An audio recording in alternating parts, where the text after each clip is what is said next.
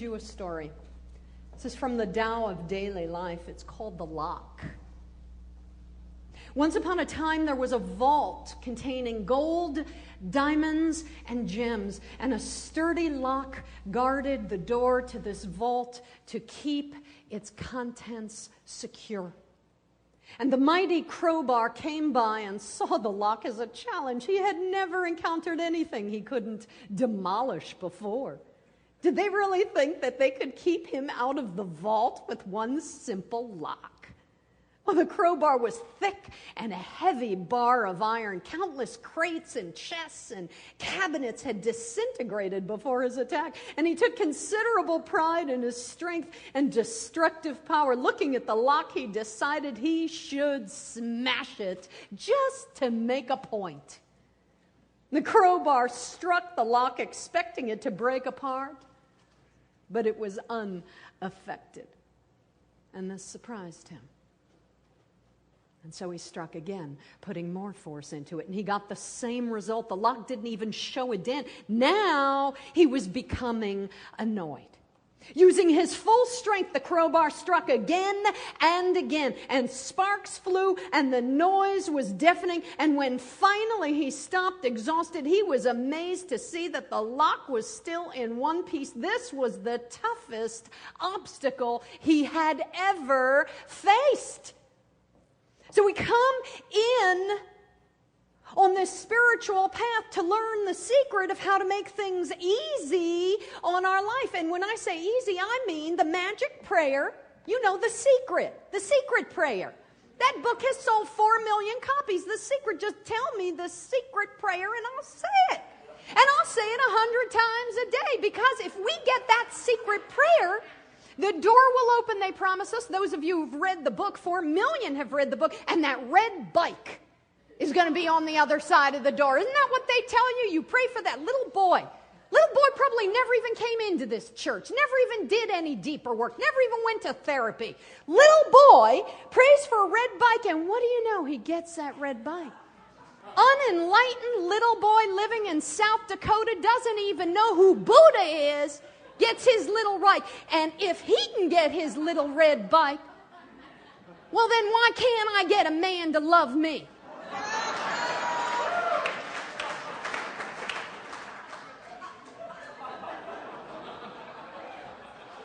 So we say our secret prayer, and an interesting thing happens. We know that in prayer, when you pray, you get what you want, or you get what stands in the way of what you want. What stands in your way of getting what you want. When you hear that, hear it this way. I see one person writing that down. That person will probably get his red bike. Yeah, two people. Yeah, there you go. She goes, me too. What stands in the way of getting what you want? We think what stands in the way is the boss, the economy, the world, Bush, Iraq, somebody else, something else. What stands in the way of getting what we want is something within us. And man, we don't want to hear that. That's why The Secret was so powerful. Because it didn't talk about something standing in your way. It talked about your power to attract what you want and getting what you want. A to B. Without any of that messy looking within stuff that we insist on in this path. You don't have to go deeper. It's right there. Just open your door. And there will be the red bike. The big muscly guy saying, I've been waiting for you. Right? All hard and large and ready and available. Woo, yeah. The women are cheering and so are the men. And yet, the interesting thing is, Buddha says the same thing that Lao Tzu says, the same thing Ernest Holmes says, the same thing that every teacher tells us. And what they say is this: if you are looking for anything, and there's an obstacle in your way, don't go wild smashing the obstacle, hating the obstacle, blaming the obstacle, beating like a crowbar on the obstacle to get it out of your way, because this obstacle is not, the Tao Te Ching says, a thing in itself separate from you. It is a representation of that obstacle that stands within you, that stands in your way within you. It is pointing you back to yourself. You can beat that thing black and blue and sparks will fly. This woman in opening to receive, here we are in opening to receive. She wanted to open and receive. And what should come up? The obstacle that should come up, this old anger and resentment at the father who left her and her mom one day picked up and just abandoned them. That is so wrong. And anybody she told would have agreed with her. Now, you don't want to think about this when you're opening to receive, because when we open to receive, we want only nice thoughts to happen. I love the world loves me. I love you, you love me. I'm a part of everything I see, and everything's a part of me. Those are the nice prayers we want. But what we know on the deeper path, and the deeper path isn't here to make us work harder. The deeper path is here to make our work that we're going to have to do either way more effective. That's what the deeper path says. It says you have an intelligent mind, use it intelligently. Either way, you're going to work. You're either going to walk towards what you want on this spiritual path, or you're going to walk towards what you want on this spiritual path through the medical community. That's what I believe hospitals are for. You're walking your path, lying on your back, but you're walking it. We're going to go either way. Because we are told over and over that all of life is a movement toward our wholeness. We can't not move. Even when you think you're not moving, you're moving in circles. But you're moving. So she comes in, as we all come in, and what comes out of her are not beautiful, precious, wonderful prosperity thoughts. What comes out of her is this overwhelming anger and rage at something that happened to her years ago. And you know what we say, I've already dealt with that. I don't want to look at that. That's all negative. I only want to think of positive things. And what comes up is what stands in your way of receiving the answer to your prayer. Now, when we know that, then we don't take a crowbar and beat ourselves up for what begins to emerge in our life after we set ourselves on the course of receiving more good in our life. Instead of blaming ourselves, instead of beating ourselves with that crowbar for what seems all locked up, what seems like we're doing it wrong, what seems like we're never going to get there, instead of beating ourselves with that crowbar, you will discover, the story tells us, the lock doesn't open anyway. That obstacle doesn't unlock. She could stand here for the rest of her life and blame that man. We could stand here for the rest of our lives and blame our parents. That's not going to do us one bit of good.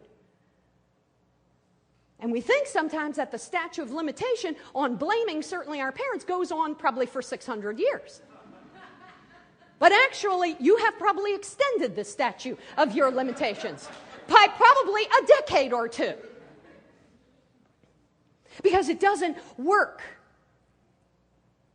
It doesn't work. The lock doesn't open no matter how angry. The initial anger is appropriate. The initial work that you do is appropriate. The initial response that you have is absolutely appropriate. We're talking about that crowbar of resentment that goes on 10, 20, 30 years later. What is resentment? It's re-feeling. The original feeling.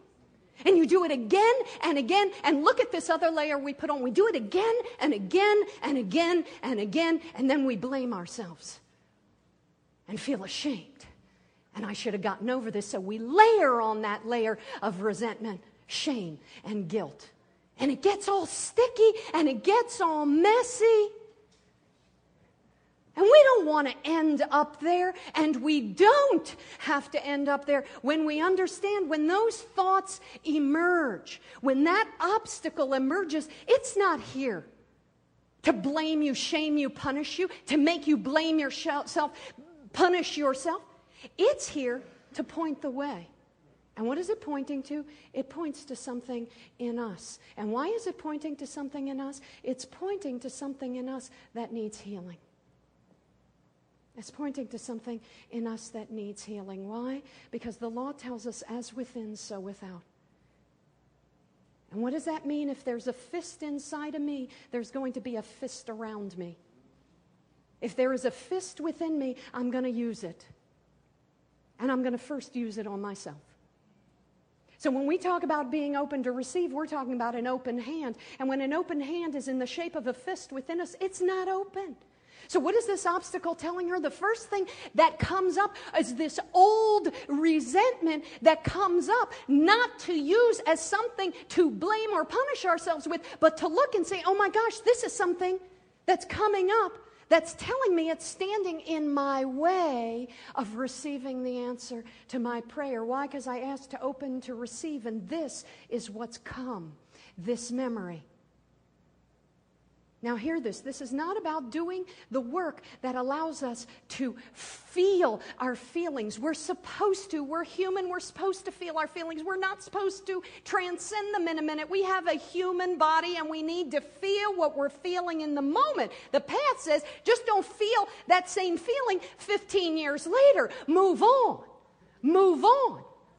But we don't know that we're moving on, and that's why life comes in and says, you know what?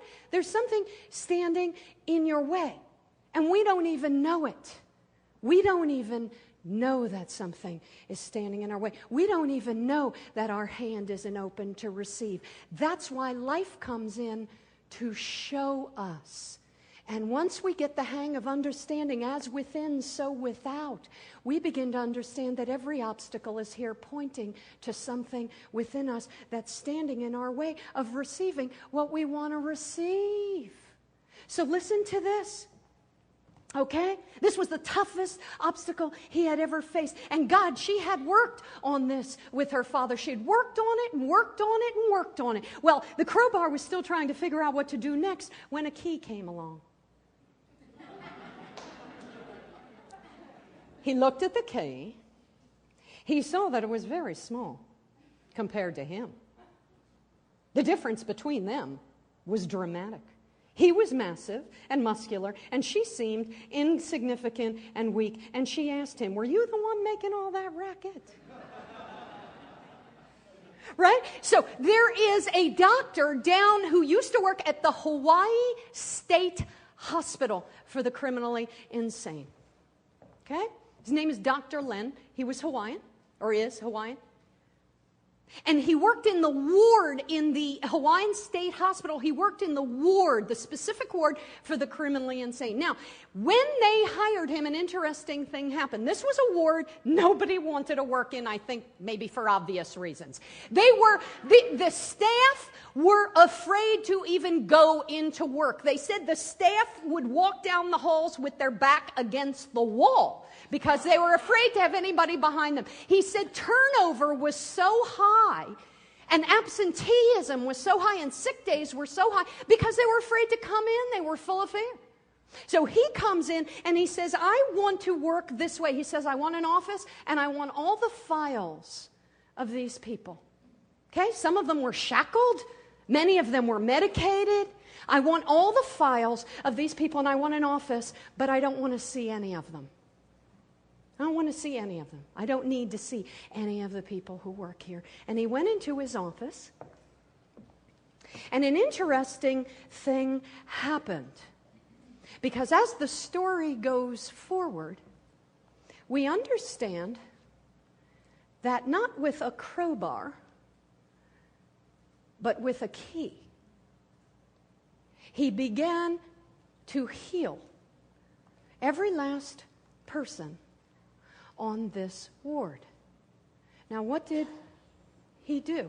What did he do? Here was a woman who had done her work with her father, who had gotten over it, thought she did. The issue came up again. You don't want to deal with the issue. What should she do except just get angry that here it is again?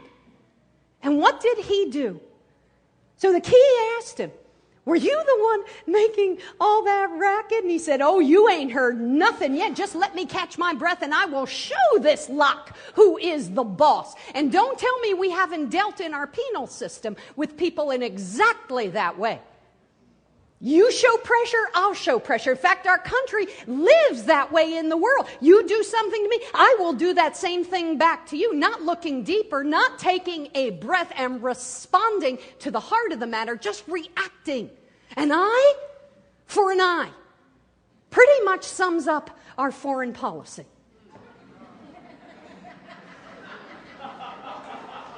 Just let me catch my breath. And I'll show this lock who's boss. No need, said the key. She slipped into the lock and turned slightly. Dr. Len sat in his office and he did this. He looked at a file. He looked at the name on the file, and then he closed the file. He did not need to read the history. He did not need to read how many times they were incarcerated. He did not need to read how many times they were jailed. He did not need to read how many bad things they had done. He did not need to read anything. He closed the file and he turned within himself to what? To the place, the vault within him containing gold and diamonds and gems. He turned within, the Tao says, there is where the world's treasure has always been. Not in the sages, in every single person. Within there is the treasure. Within there is that divine. Listen to what Ernest Holmes says in The Science of Mind. He says, it is important to plumb the depths of the individual mind. Why? Because the individual mind is really not individual. It's individualized. Behind the individual is the universal, which has no limits. In this concept alone lies the possibility of eternal and endless expansion. Everyone is the universal on the subjective side of life. And we're only individual at the point of conscious perception. The riddle is solved, he said. We all use the creative power of the universal mind. We are using the creative power of the universal mind every time we use our own mind. We discover within us the one mind that governs everything, the one mind. Last week we talked about Jill Bolte Taylor talking about the left brain and the right brain. Please do yourself a favor and get that talk if you haven't heard it. And what does she say? We have two cognitive minds at work simultaneously within us. One governs and helps us live in this world as a human being and do what we need to do. The other brain, that is our brain, the right hemisphere, allows us to be in this world but not of it. What did Jesus say? Be in this world and not of it. Both our brains mirror that consciousness. We have a brain that is entirely part of who we are. It lets us know, I am me. You are you. We're separate. We're distinct. What we weigh, who we are, where we live, what we do, what we've done, and what we can do based on what we've done. But there is a whole other side to our nature, and it is the universal side of nature. It is the place in us that taps into all wisdom, that taps into the one universal mind. And she's a scientist talking. She's not a minister. She's not a saint. She's not a sage. She's not a guru. She's a scientist talking, saying wired into us is this brain. And this brain here in the present moment allows us to experience the flow of life, the force of life as it expresses through who we are. Right? We talk about this week in and week out. This is the path. You are more than you think you are, and you are. Except we identify with the smallest, most limited part of ourselves in a world that believes it's limited, and we forget the enormity that, hear this, is hardwired into us. Hardwired in our right hemisphere. And what does she say? She says, Who do you want to be in your life? Do you want to be the person that is limited to your past experience? Or do you want to be the person who dips into their right hemisphere and understands the truth, capital T, of the limitless, boundless being that you were born to be, that you are, and that you always will be? She says it's your choice. What does he do? Dr. Len sits in his office. He doesn't talk to anybody. He doesn't need to know your Megillah. He doesn't need to know your particular story. And everybody has a Megillah, some longer than others.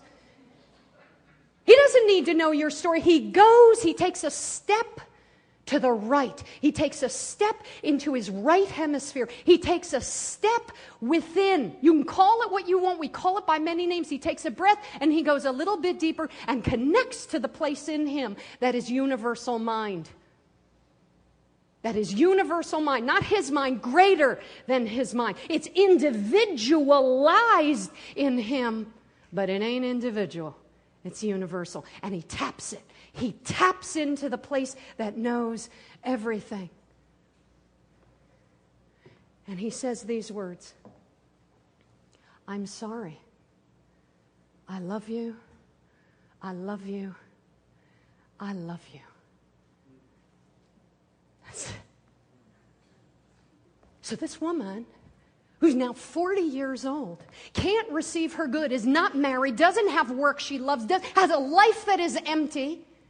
What comes up in her is this seeming obstacle, and she gets the idea now that she's on the path. She understands this obstacle can't be opened by force. We can't break and push the obstacles out of our way. We need a key. We need the key, and the key for us is to understand what the heart of the obstacle is, and what's at the heart of the obstacle is that this obstacle is not outside of me, it's inside of me. And if we can get to the heart of this obstacle, we can dissipate and heal this obstacle, which turns a fist back into the open hand it was before life scared us and spooked us and made it into a fist. We're after getting back to our original essence, which is open-handed, open-hearted. And she begins to say to her father, he's not here, she hasn't seen him in, 35 years? 30 years she hasn't seen, she doesn't know where he is, she hasn't heard a peep, he's gone. And she starts to say, I'm sorry, I love you, I love you, I love you. And now, she's not saying it to him.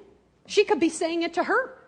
She could be saying it to the spirit of life itself. It doesn't matter who she's saying it to. When you step out into universal mind, which is what these teachings are, when you connect to that mind, that universal mind which we're all a part of, we individualize it in our right hemisphere, but we're all connected to it in our right hemisphere.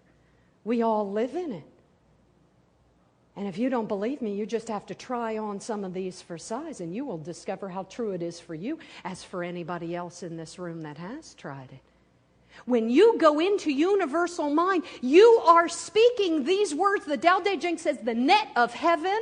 Heaven, the root of that word, we say it all the time, means expanded consciousness, not a place. A consciousness that is open, the net of heaven.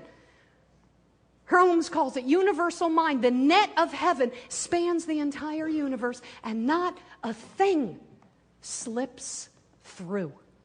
Not a thing. You put out, I'm sorry. I love you, I love you, I love you. And wherever that needs to go, it's going.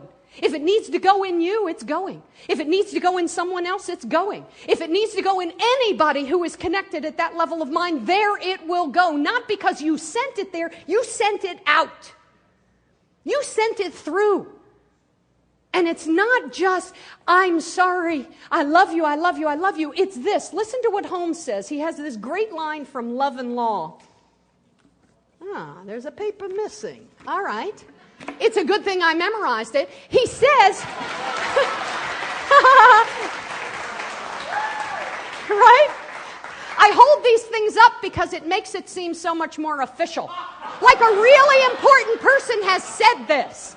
You're not going to take my word for it, but here's an authority, and look, it's on paper. So what he said is this: When I think of the bigness that dwells within me, I cry. And when I think that bigness moves as a living force through me, I cry. It is not just saying the words, I'm sorry, I love you, as words in a textbook like the secret magical prayer. It's saying those words from the consciousness of the bigness of what you're praying from, because we know on this path it's not what you're praying to, it's what you're praying from. We take a step to the right hemisphere. We take a step deeper. We go a bit higher in consciousness. They call it in religion going up to the mountain in consciousness. Call it anything. You take one step deeper to step out of your limited self into what's already hardwired in us, our unlimited self. And there you say those words. And you don't have to push that prayer out. You don't have to needle it or manipulate. It goes. The inmates of that ward started to get off their medication. The inmates of that ward, this is all true stories. Everything we tell is a true story. And if it's true for one person, Holmes says, it's true for you. If it's true for anybody, it can be true for everybody. Because that's law. That's principle. They started unshackling the men and women who were shackled. Suddenly, the absenteeism, the sick days started to go down. Turnover stopped. And as she began saying this prayer, these words from the bottom of her soul, not just words, conceptual words, but from her very bigness of who she is. I'm sorry, I love you, I love you, I love you. You can't possibly say those 4 sentences over and over and not begin to drop down into the original place where your hands were opened before something spooked you and made you close yourself and your heart up. You can't. She began to say them over and over and over and over, and he said it over and over and over again. How many times, they asked him? He said, I don't know how many times. As many times until I felt it pouring forth from me. People continued now to start coming to work. Turnover was no longer an issue. And as she's sitting in her house, praying one evening, this very prayer, working on herself. This obstacle wasn't her dad. This obstacle is her. The closed place in her that 30 years later, in us, 30 years later, still holding on to that memory, dragging it around with us, as if it had happened just this morning. Right? She slipped the key. The key slipped into the lock and turned slightly, and the crowbar heard a click. And then the lock fell open. The crowbar couldn't believe it. Wait a minute, he says. This makes no sense. I am a lot more powerful than you are. How in the world can you open it so easily when I couldn't do it after all that effort? Right? Dr. Len understood what was really going on. And here is the amazing thing. He did not meet any one of the clients. She did not meet her father. But one evening, on a Thursday evening actually, her phone rang. And out of the blue, after 35 years, it was her father calling. He had tracked her down. And he called to say, I am so sorry. I love you. I love you. I love you. Was he on this path? Did he know one thing about what she was doing? Had she said one word to him?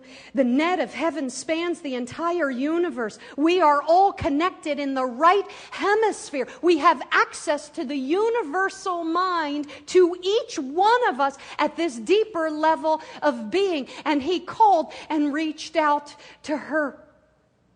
Dr. Len saw this happen in his tenure here.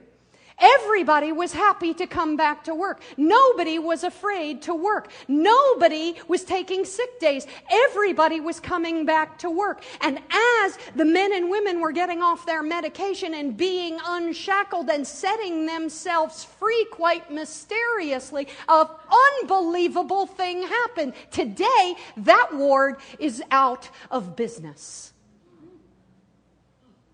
Literally, the ward cleared out.